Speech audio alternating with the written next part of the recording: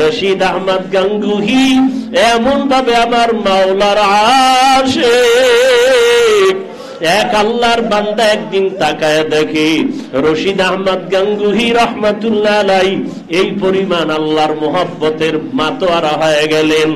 রাতের গভীরে দেখে শুধু রুমের মধ্যে জিকিরের আওয়াজ শোনা যাইতেছে, কোনো মানুষ দেখা যায় না। রশিদ আহমদের অঙ্গ প্রত্যঙ্গ গুলো কেমন যেন আলাদা হয়া হয়া লাফাইতেছে, আর আমার মাওলার জিকিরের আওয়াজ হইতেছে।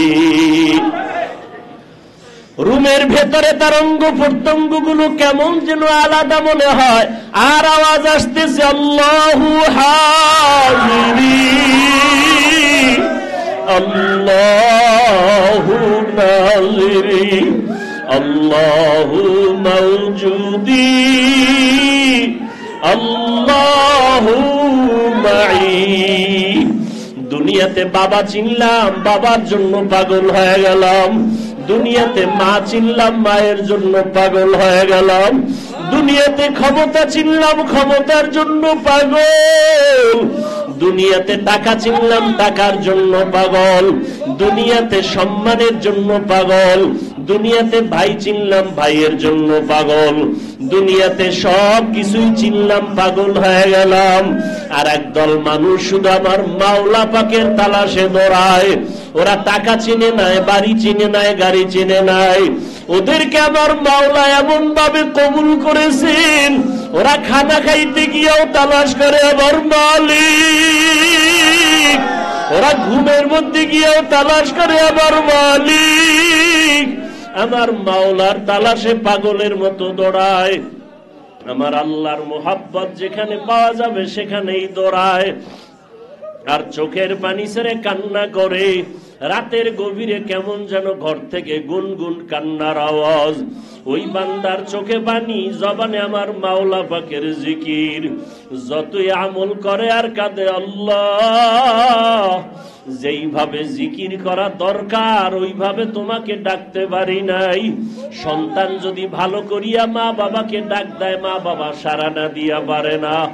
ও আল্লাহর আশিকরা, যদি মাওলারে ডাকার মতোই ডাকতে পারো, আমার মাওলা সাড়া না দিয়া পারবেন না। হাজী ইমদাদুল্লাহকে যদি আল্লাহ সাড়া দেন, রশিদ আহমদ গাঙ্গুহিকে যদি আল্লাহ সাড়া দেন, উজানির কারি ইব্রাহিম রহমাতুল্লাহকে যদি আল্লাহ সাড়া দেন, ওই মেখল মাদ্রাসার মুফতি ফায়জুল্লাহ রহমাতুল্লাহ আলাইহিকে যদি আল্লাহ সাড়া দিয়া থাকেন, চরমনাইয়ের সৈয়দ ইসহাক রহমাতুল্লাহ আলাইহিকে যদি আল্লাহ সাড়া দিয়া থাকেন, আল্লাহ যদি রহমতের দরজা খুলিয়া দিয়া থাকেন, ও বান্দা তুমিও কলিজা দিয়া আমার মাওলাকে ডাক দাও। ও দয়ার আল্লাহ, দুনিয়ার সবাই পাইলাম, তোমারে এখনো পাইলাম না। ও আল্লাহ, তোমারে না নিয়া ঘুমাইতে চাই না, তোমার মোহাব্বত ছাড়া আমি খাইতেও চাই না। ও আল্লাহ, তোমারে না নিয়া কবরের বিছানায় যেতে চাই না। ও আল্লাহ, তোমারে না নিয়ে যদি আমি কবরের বিছানায় যাই, ওই কবর হবে আমার জন্য জাহান্নামের আযাবের কারণ। ওই কবরের দুই পাশের মাটির চাপ সহ্য করা যাবে না। মাওলাকে না নিয়া বান্দা যদি কবরে যাও, ওই অন্ধকার কবর হবে জাহান্নামের গর্ত। আল্লাহ পাক বলবে, কবরের মাটি, দুনিয়াতে আমি ওরে টাকা দিলাম, বাড়ি দিলাম, সম্মান দিলাম, কত নেয়ামত দিলাম, কিন্তু আমার সাথে কোনো সম্পর্ক রাখে নাই। আমি আল্লাহ আজকে ওর সাথে কোনো সম্পর্ক রাখতে চাই না। ওরে পাটি দুই পার্শ্ব দিয়ে নাফরমানের জোরে জোরে চাপ দাও। এত জোরে চাপ দিবে পাজরের হাড় গুলো চুরমার হয়ে যাবে। ও আল্লাহর বান্দারা গুনার কারণে চোখে পানি আসে না, দিলটা পাথর হয়ে গেছে। আল্লাহর কাছে তৌফিক চাও হে মালিক। সন্তানের কান্নায় যদি মা বাবার দিল নরম হয়, আমার কান্না কেন আসবে না? গুনাহ করিয়া চোখ দুইটা নাপাক করে ফেলেছি, গুনাহ করিয়া হাত নাপাক করেছি, জিহ্বা নাপাক, অন্তর নাপাক করেছি। আলেম হইতে পারছি ঠিকই, কিন্তু আমার মাওলাকে চিনতে পারি নাই। বক্তা হইতে পারছি ঠিক, কিন্তু আমার মাওলারে চিনতে পারি নাই। ওরে যারা মাওলারে চিনছে তাদের চোখে পানি। ওরে ডানে বামে তাকাইয়া দেখো কত সাধারণ মানুষের কান্নার আওয়াজ, আর আমি একজন আলেম হইয়াও আমার চোখে পানি নাই। আসলে আমি আমার মাওলাকে এখনো চিনতে পারি নাই, মাওলার মোহাব্বত অন্তরে ঢুকাইতে পারি নাই। অহংকার আমার অন্তরে বাধা হয়ে গেল, হাসাদ আমার অন্তরের বাধা হয়ে গেল। আল্লাহর কাছে এখনো কাঁদো আর কান্নাওয়ালার থেকে দোয়া চাও। চোখের পানিওয়ালাদের বলো, কান্নাওয়ালা ভাই আপনাদের কপাল বড় ভালো, আমাদের কপাল খারাপ। আপনাদের চোখে পানি আছে, আমাদের চোখে পানি নাই। আসলে আমরা এখনো মাওলার মোহাব্বত অন্তরে ঢুকাইতে পারি নাই। আল্লাহর কাছে কান্না করো, চেষ্টা করো, দোয়া নাও।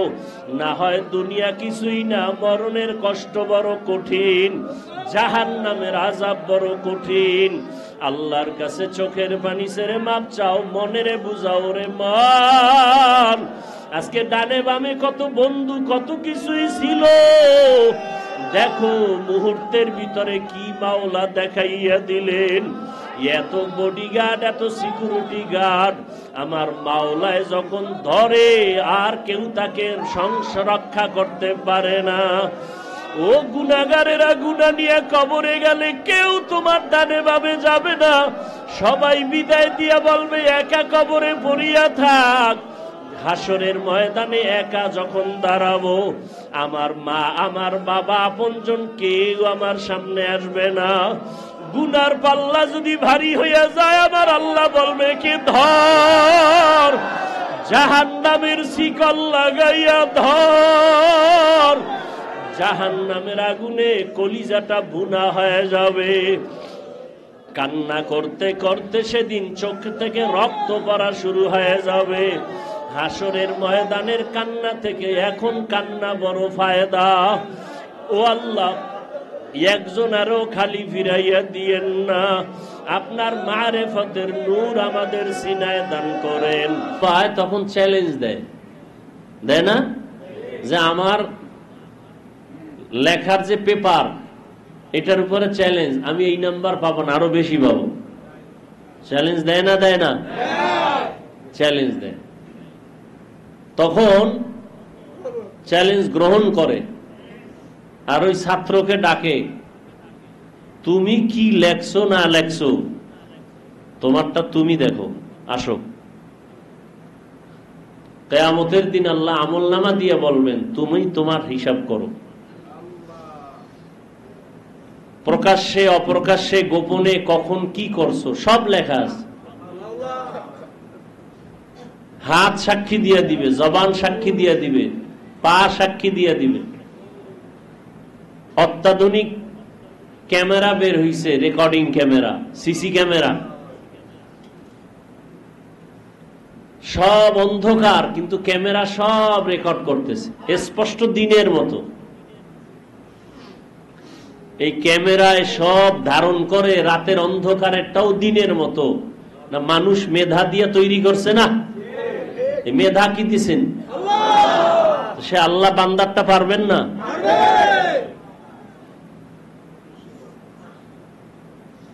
মা ইয়ালফিজু মিন কাউলিন ইল্লা লাদাইহি রাকিবুন আতীদ। সব স্পষ্ট হয়ে যাবে। দুনিয়াতে স্পষ্ট হইলে কি উপায়? হ্যাঁ, দুনিয়াতেই শান্তি নাই, শাস্তি দুই একটা। সব অন্যায় ধরা পড়লে কেউ কাউকে ছাড় দেয় না। হাসরের ময়দানে আল্লাহ ছাড় দিবেন না ঠিক, তবে জুলুম করবেন না। আল ইয়াউমা তুজজা কুল্লু নাফসিন বিমা কাসাবাত লা যুলমাল ইয়াউম। সেদিন কারো উপর আল্লাহ জুলুম করবেন না, যার প্রাপ্য তাকে দিয়ে দিবেন। এই যে কথাগুলো বলতেছি, অন্যায় অপরাধ হাতের দ্বারা, চোখের দ্বারা, জবানের দ্বারা। এগুলো কিছু অপরাধ আছে দেখা যায়, কিছু আছে দেখা যায় না। গালি দেওয়া অপরাধ, এটা দেখা যায় না। একজনে গালি দিছে, এটা অন্যায় করছে, কবিরা গুনাহ করছে, কারো হক নষ্ট করছে, এটা দেখার মতো অপরাধ। বিনা ওযুতে নামাজে দাঁড়াইছে, দেখার মতো অপরাধ। এটার দেখেই তারে ধরলাম, ভাই তোমার নামাজ হয় নাই, তুমি আবার পড়ো। কিন্তু কিছু অপরাধ আছে দেখা যায় না। এই অপরাধটা কলবের সাথে সম্পৃক্ত। মালের মোহাব্বত, সম্মানের চেয়ারের মোহাব্বত, অহংকার, কারো প্রতি হিংসা, বিদ্বেষ, এগুলো দেখা যায় না।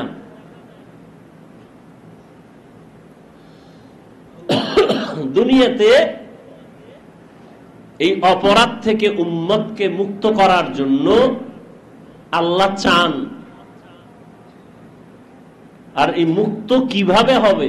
আল্লাহ ব্যবস্থা দিয়েছেন দুইটা। কয়টা? এক ব্যবস্থার নাম রিজালুল্লাহ, আর এক ব্যবস্থার নাম কিতাবুল্লাহ। আল্লাহ পাকের প্রতিনিধি যারা, তাদেরকে মেনে আল্লাহর দেওয়া কিতাব অনুযায়ী জীবনকে চালাবে। আল্লাহর দেওয়া প্রতিনিধিদের মধ্যে শ্রেষ্ঠ রহমাতুল্লিল আলামিন, আর আল্লাহর দেয়া কিতাবের মধ্যে শ্রেষ্ঠ কোরআনুল কারীম। এই দুই জিনিস যারা ঠিকমতো মেনে চলবে, নবী চ্যালেঞ্জ দিয়ে গেছেন ১৫০০ বছর আগে। قال النبي صلى الله عليه وآله وسلم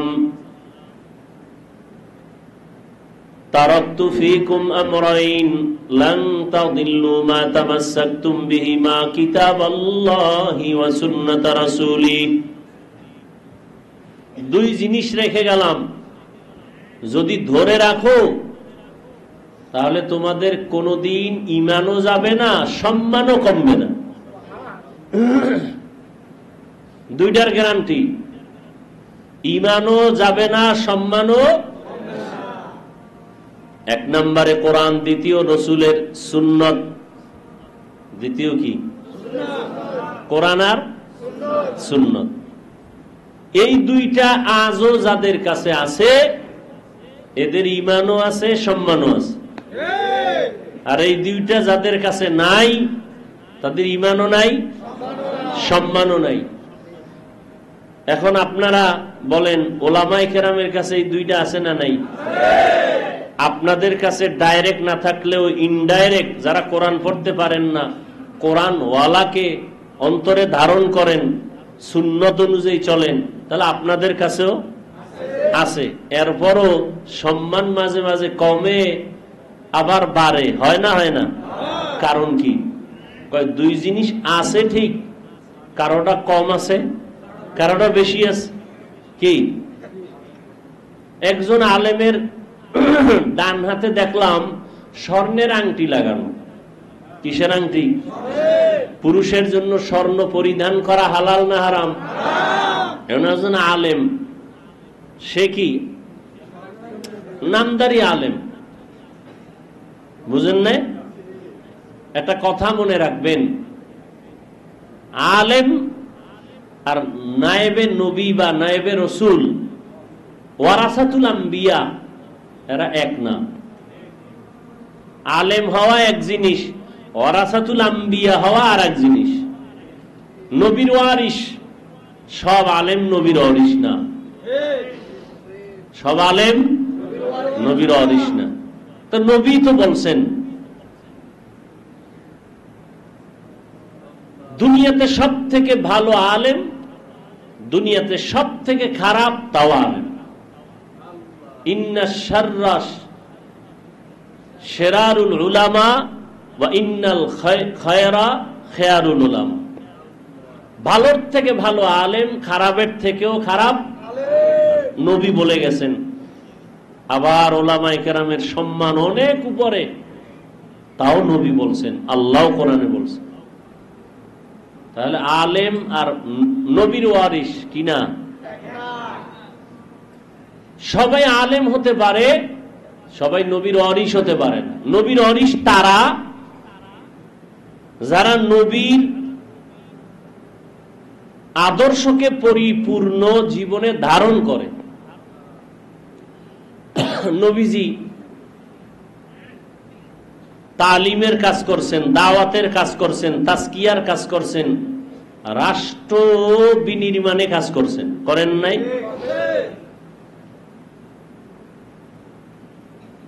রাষ্ট্রকে কেমনে সুন্দর করা যায়। কোন আলেম তাজকিয়ার কাজে আছে, তালিমের কাজে আছে, তারবিয়াতের কাজে আছে, দাওয়াতের কাজে আছে, রাষ্ট্র বিনির্মাণের কাজে কোনো চিন্তাও নাই, সহযোগিতাও নাই, তাহলে সে আলেম ঠিক, ওরাসাতুল আম্বিয়া না। আলহামদুলিল্লাহ, আমরা যাদের অনুসরণ করি এরা সবাই ওরাসাতুল আম্বিয়া, কোনো সন্দেহ। এদের কাছে আমরা যাব কেন? আমাদের অন্তরের রোগ ধৈর্য, এরপরে চিকিৎসা নিব। আলা বিযিক্রিল্লাহ তাতমাইন্নুল কুলুব। এই কলবকে পরিষ্কার করার জন্যই ওলামায়ে কেরামের মিশন। নবীজির দুনিয়াতে দ্বীনের কাজের ক্ষেত্রে প্রধান কাজ প্রাথমিক অবস্থায় ছিল এই কলবকে চিকিৎসা করা। নবী তেলাওয়াত করতেন আর উম্মতের কলবকে পরিশুদ্ধতার মিশনে গিয়া এরপরে কোরআনের ইলম, হিকমত, আমল সব ঠিক করতেন। আপনি আমল করতেছেন ভালো, কলব ঠিক নাই, আমলের কোনো দাম আছে? এজন্য কলব ঠিক করা লাগবে। আপনি মধু কিনছেন, পাত্রে রাখবেন, কিন্তু আপনার পাত্রটার মধ্যে ময়লা। এখন মধু রাখলে মধুর সুনাম হবে না বদনাম? বদনাম হবে। তাহলে আপনি মধু ভালো রাখার জন্য পাত্রটা ভালো করতে হবে, পানি দিয়া পরিষ্কার করো। নামাজ ভালো, রোজা ভালো, জিকির ভালো, তেলাওয়াত ভালো, কিন্তু এরপরও নামাজ পড়েন ঠিক, মজা লাগে না, তেলাওয়াতে মজা লাগে না, জিকিরে মজা লাগে না। কারণ কি? পাত্র ঠিক নাই, পাত্রে ময়লা। কি কি ময়লা? অহংকারের ময়লা, হিংসার ময়লা অন্তর ভরে আছে, নিজেকে বড় মনে করার ময়লা। এটা কেমন ময়লা? কয় সব থেকে বড় কবিরা গুনার ময়লা। আমি মাঝে মাঝে উদাহরণ দেই। পানির ট্যাঙ্কি আছে না ছাদে, বা অনেকে ওই প্লাস্টিকের জিনিস দিয়া বানায়, বা কেউ পাকাও করে। এখন পানির বা নিচে আছে হাউস, আছে না নাই? মসজিদে বিভিন্ন জায়গায় পানির হাউস আছে না? একটা ছোট পানির হাউসে একটা ইঁদুর পরে মরে গেছে। কি এখন ওই ইঁদুর পইরে যে মইরা তলে হইরে রয়েছে, এখন ওই পানি দিয়ে অজু করলে হবে? হবে? অনেকে গন্ধ পাইতেছে। এখন হুজুরদের কাছে গেছে, এখন হুজুর লাগবে, এটা পরিষ্কার কেমনে করব? হুজুরে কইছে তুমি এই পরিমাণ পানি ওই হাউস থেকে ফালায় দাও, পরিষ্কার হয়ে যাও। হাউস যদি বড় হয় তো 40 বালতি পানি ফালাও, তাহলে হাউস পাক হয়ে যাবে। উনি হুজুরের ফতুয়া নিয়া 40 বালতি পানি ফালায়া দেখে পানির গন্ধ কমে না। চিন্তা করলো তাই হুজুরের থেকে আমি একটু নিজের থেকে করি, আরো 40 বালতি ফালাইলো। কত? এরপরও পানির গন্ধ। এবার হুজুরের উপরে ধারণা খারাপ, কি ফতুয়া দিল। তো হুজুরের কাছে আবার আসছে, হুজুর ডবল করছি কাম, পানি ফালাইলাম ডবল, গন্ধ কমে না কেন? তখন হুজুরে কয় ফতুয়ায় তো ঝামেলা নাই, তো গন্ধ না কমার কারণ কি? শেষ পর্যন্ত হুজুর খুঁজা খুঁজা বাইর করে কয়, সে মরা ইঁদুর কি ফালানো হয়েছে? না তো। বলে যতদিন পর্যন্ত তুমি মরা ইঁদুর না ফালাও, জমজমের পানি দিলেও তোমার ওই পানি পাক হবে। তাহলে যত জিকির করি, তেলাওয়াত করি, নামাজ পড়ি, আমি বক্তা বয়ান করি, যদি অন্তরের ময়লা দূর না করি, কোনদিন ইবাদতে মজা আসবে? এখন এই অন্তরের ময়লা কি জানতে হবে, এরপরে দূর করার পদ্ধতি কি তাও জানতে হবে। এই জন্য ওয়ারাসাতুল আম্বিয়ার কাছে যাইতে হবে। কার কাছে? অর্থ কি? নবীর ওয়ারিস। আলেম আর নবীর ওয়ারিস কি না? সবাই আলেম হতে পারে, কিন্তু সবাই নবীর ওয়ারিস হতে পারে না। নবীজির পূর্ণাঙ্গ দ্বীন যার মধ্যে বাস্তবায়ন আছে, সে আলেম হইয়া ওয়ারাসাতুল আম্বিয়া। আর যার মধ্যে পূর্ণ দ্বীন বাস্তবায়ন নাই, সে আলেম হতে পারে। আলেমের মধ্যে দুনিয়ার কোনো লোভ থাকবে না। এই অন্তরের রোগের চিকিৎসার জন্য ওয়ারাসাতুল আম্বিয়া, উলামায়ে আহলে হক, যাদেরকে আরেক ভাষায় বলে এরা আহলুল্লাহ, আল্লাহ কয় এরা সাদিকিন, এরা সালিহিন, এরা আউলিয়া। এদের কাছে যাও, যা করবা কি? দেখা কইরা দৌড়? কয় না, মা সাদিকিন কুনু, তাদের সাথে বন্ধুত্ব করে থাকো। কয় কতক্ষণ? কয় তার রঙে তুমি রঙিন হইবা না যতক্ষণ। আমার একজনে সেদিন কয়, কোন এক কথার প্রেক্ষিতে, যে নবীর সব দিন সম্পর্কে উম্মতেরে বুঝাও, যারা হক তাদের, আমি বলি যারা হক তাদের ব্যাপারে বলি, কেনা অমুক দলের ব্যাপারে বলে লাভ নাই, দিন সম্পর্কে বলো। তা আমি বললাম, যে উলামায়ে কেরাম আল্লাহওয়ালা যাদের বয়ান করি, যাদের ইতিহাস নিয়া, এটা দিনের অন্তর্ভুক্ত। কারণ যার মধ্যে দিন নাই সে আল্লাহওয়ালা হতে পারে না। কয় সরমনের কথা কইও না। কি কও? কয় দিনের কথা কও। সরমনাই দিনের বাইরে? হ্যাঁ, ডাইনে দালাল বামে দালাল, যারা দালাল দালাল জিকির করে এরা সব দালাল। মাথায় কোরআন শরীফ নিয়ে যদি বলা যায়, তো একমাত্র বলা যাবে চরমনাই কারো দালাল না। কি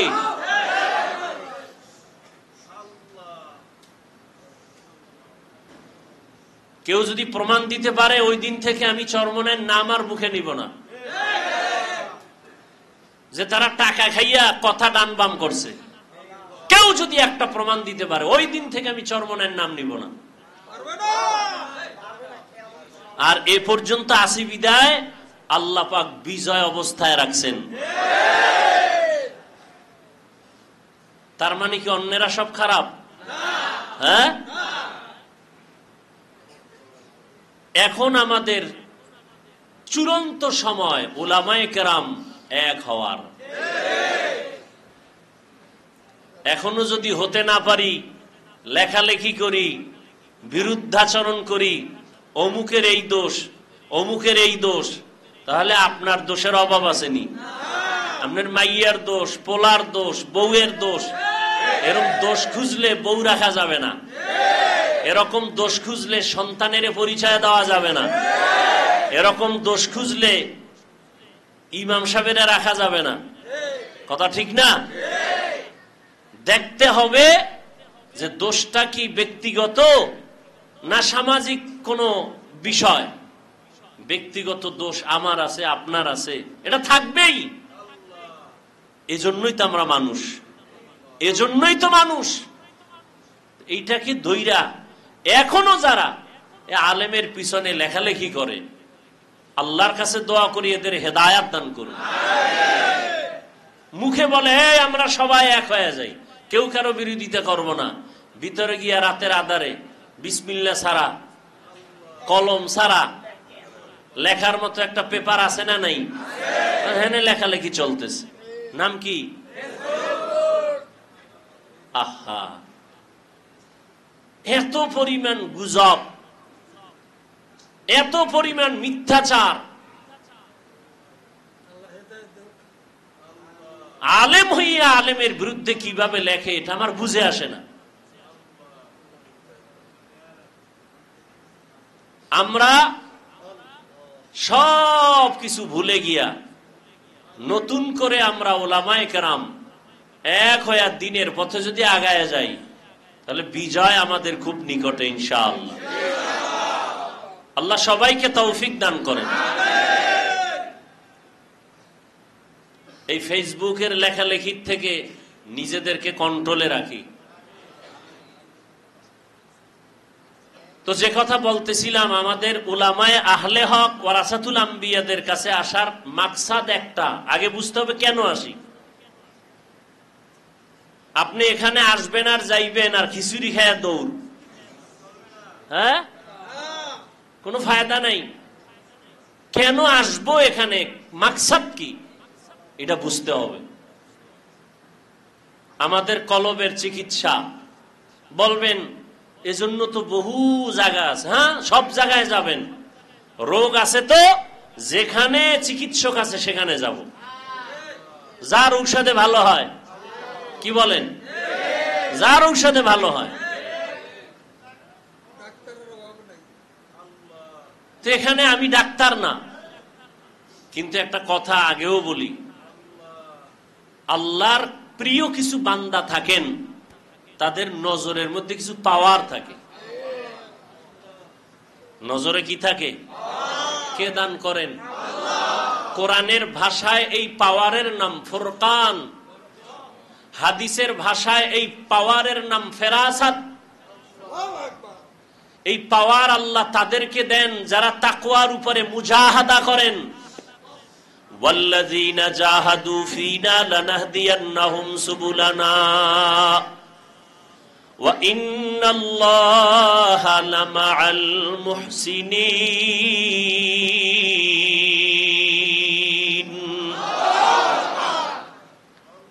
আল্লাহ কয় যারা মুজাহাদা করে আমাকে পাওয়ার জন্য। কাকে? আমরা কাকে পাইতে চাই? আল্লাহকে পাইতে চাই। তার আর কোনো টেনশন আছে? আল্লাহ কয় আমি তার সামনে বহু রাস্তা খুলে দেই। একটা না, অনেক। 126 তরিকা আর 150 তরিকা বুঝি না, আল্লাহ রাস্তা খুলে দিবেন অনেক। যে রাস্তা দিয়া ঢুকবা সেই রাস্তা দিয়েই মালিকের সাথে মোলাকাত হয়ে যাবে। সেই মালিকের সাথে মোলাকাত হয়ে যাবে। এই জন্য আমাদের চেষ্টা করা কাজ। আল্লাহ এই চেষ্টা করতে করতে করতে করতে পাওয়ার দান করেন ফুরকান। ইয়া আইয়ুহাল্লাযীনা আমানু ইন তাত্তাকুল্লাহ ইয়াজআল লাকুম ফুরকানা। আল্লাহ বলেন, মুমিন যারা তাকওয়ার উপরে মুজাহাদা করবে। আচ্ছা, তাকওয়া তো অনেকবার আপনাদের বুঝাইছি, সংক্ষেপে তাকওয়া মানে কি না সহজে বুঝাইছি গতটার আগের ইস্তেমায়। তাকওয়া কি? গুনাহ থেকে বেঁচে থাকার নাম তাকওয়া। ইত্তাকিল মাহারিম তাকুন আবাদান নাস।